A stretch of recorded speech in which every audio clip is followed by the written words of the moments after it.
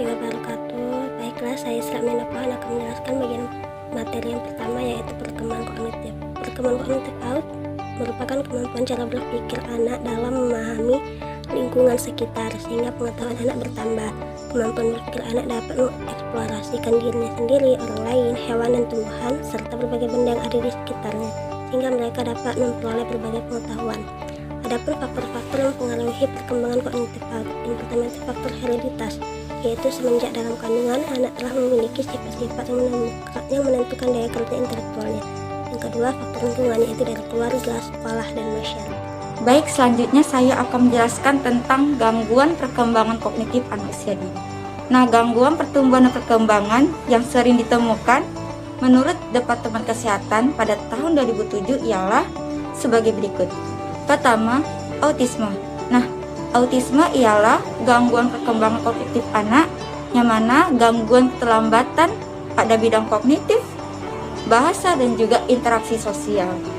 Nah, di dalam kemampuan kognitif anak ini, psikologis manusia biasanya seperti meliputi setiap perilaku mental yang berhubungan dengan pemecahan masalah, pengolahan informasi, dan juga pemahaman.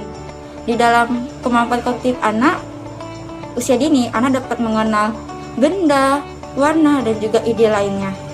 Nah, yang kedua ada ADHD atau juga kepanjangannya ialah Attention Deficit or Hyperactivity Disorder. ADHD juga ditandai adanya suatu gangguan untuk berkonsentrasi dalam menerima pelajaran yang diberikan oleh gurunya.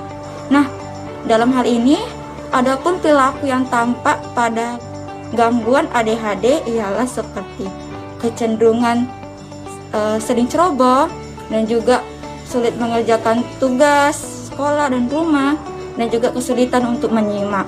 Dan yang ketiga ialah ada retardasi mental.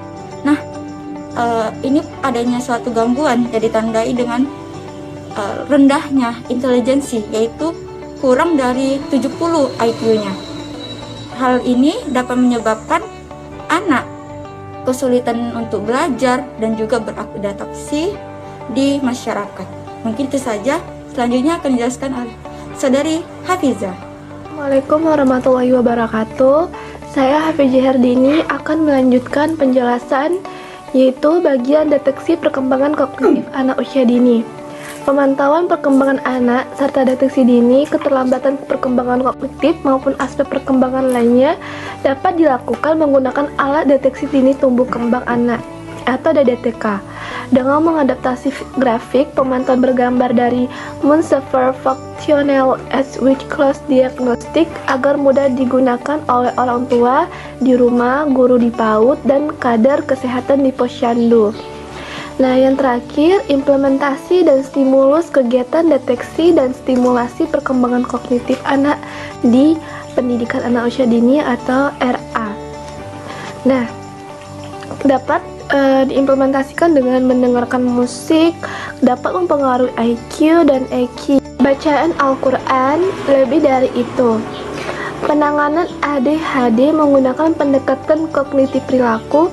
Berbagai keterampilan kognitif dan kemampuan dapat menemukan unsur-unsur dan stimulus dari lingkungannya, belajar peran dan memahami peran orang lain, mengidentifikasi budaya, bahasa, nilai-nilai, dan moral masyarakat. Yang ketiga, pendekatan saintifik. Dalam pembelajaran, meningkatkan kemampuan berpikir peserta didik, membentuk kemampuan dalam menyelesaikan masalah. Dan yang terakhir, kegiatan home reading program